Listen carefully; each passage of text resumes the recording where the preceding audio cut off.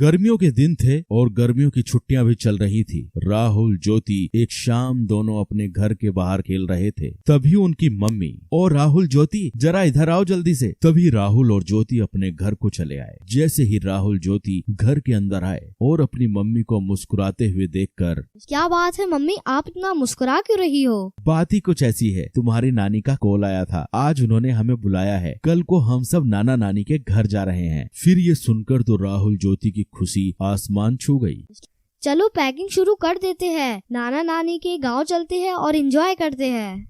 फिर क्या, दूसरे दिन सुबह सब लोग जल्दी नाना नानी के गांव के लिए निकल पड़े। राहुल ज्योति का नानी का घर काफी खूबसूरत और छोटा सा गांव था, जहां सब खेती बाड़ी करते थे और प्यार से रहते थे। राहुल ज्योति जैसे ही नाना नानी के घर पहुंचे तो उनके स्वागत के लिए नाना नानी तैयार खड़े थे। राहुल ज्योति को नाना नानी बोले, राहुल ज्योति आ जाओ, हमारे पास को आ जाओ। फिर राहुल और ज्योति नाना नानी के पास जाकर उनसे लिपट गए। फिर खास नाना नानी की बनाई हुई स्वादिष्ट खाना खाकर राहुल ज्योति ने थोड़ी देर आराम किया और फिर दोनों अपने नाना नानी हाल का मजा लूटने के लिए तैयार हो गए। ये लो, तुम दोनों के लिए मैंने खास इमली का रस बनाया है, इसे जल्दी से पी लो, इसे गर्मी में पिया जाता है। नानी की बनाई हुई इमली का रस पीकर तो राहुल ज्योति एकदम तरोताजा हो गए। फिर नानी जी ने आम के पेड़ पर एक बड़ा सा झूला टांगा। राहुल ज्योति झूले पर बैठ गए और झूला झूलते झूलते हवा में बातें करने लग गए और फिर नाना जी के साथ घूमने चले गए। और फिर रात हो गई। फिर राहुल ज्योति नानी जी के साथ रात के खाने के लिए फिर घूमकर घर लौट आए।